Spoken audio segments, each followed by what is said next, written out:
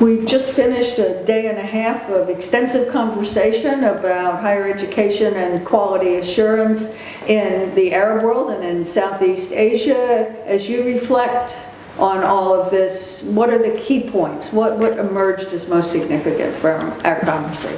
So what is augmenting it is the extension and the expansion of the cross-border higher education or transnational education in the Arab world.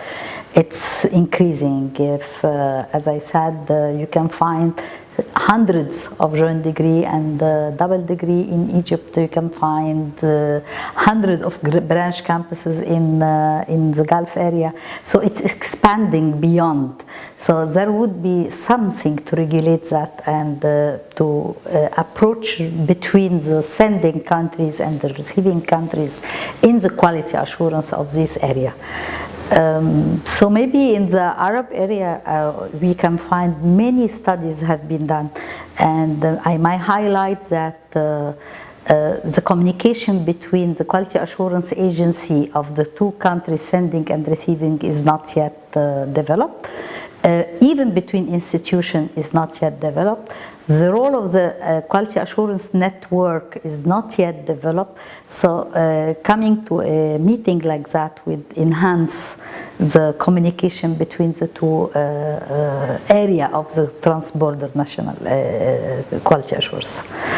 Thank you. You've had a lot of experience in international quality assurance. You're acknowledged as a leader worldwide. You've been instrumental in the development of the Arab network and quality assurance in higher education. Do you think we made some progress today? Do you think that we can walk away with some important ideas about how to do the things you're talking about? I see in the area of the Arab region and in international area, lots of studies, lots of people are talking about the same subject, but there is nothing to incorporate them together.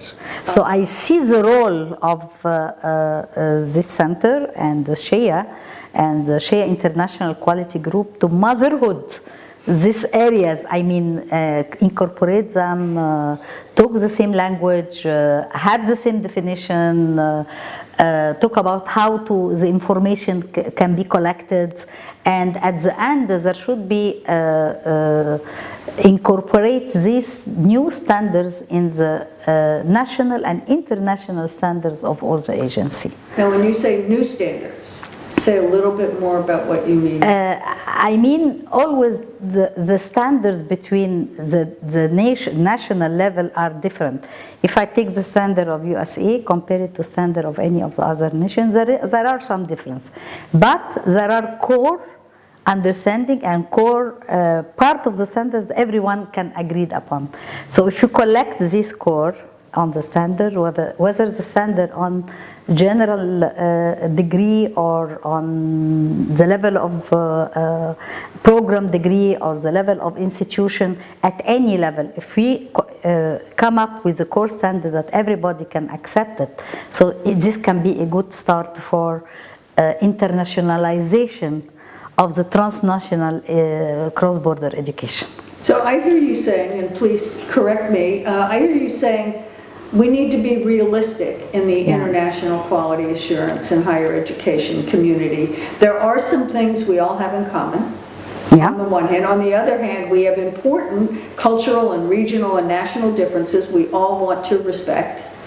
How do we bring those together in a way where we have balance in quality assurance and at the same time communication, capacity, and mutual understanding? So when you and I talk about the quality of an institution and we describe that quality in the same ways, we mean the same thing.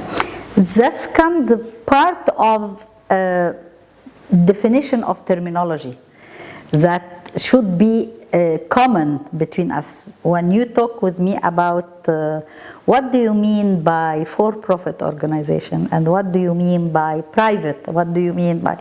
So sometimes there is a different nomenclature that is different from me to you, from this country to this country. The CHEA International Quality Group has a set of international quality principles, aspirations, 7 of them, and if you're saying you can use them to take a next step and be more explicit about that, to which we agree, be more explicit in our understanding and how we can work together, then we're truly internationalizing. Let me ask a question, please, just about Arab quality assurance. I know we were talking about both the Arab world and Southeast Asia at the meeting here, but you've done so much to create the Arab network, the quality assurance capacity that is out there now, and what, over the last 20 years. I mean, it's amazing what has happened.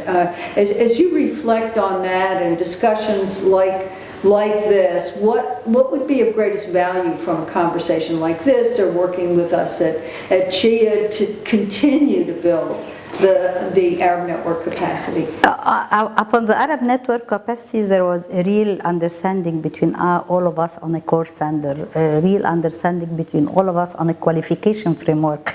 And we have to put also the transnational education where it is on the qualification framework of the countries or the region also. So all this understanding, we did not actually touch the part of transnational education, and I think we have to work on it, because most of the Arab region are receiving country, as a receiving program or branch campuses, or there are some exporting, but mainly receiving.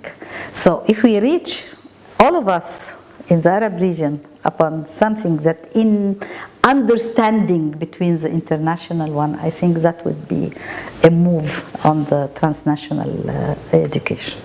One last question.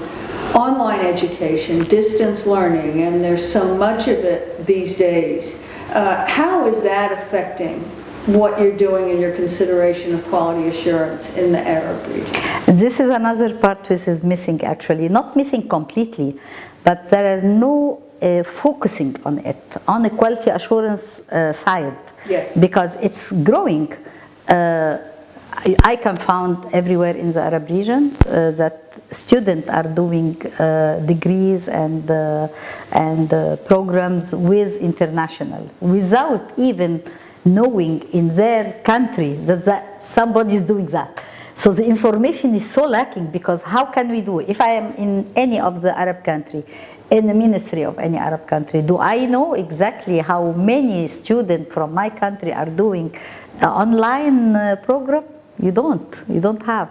So there should be something reflecting on this upon the ministers in the region. They should know that this program is going on.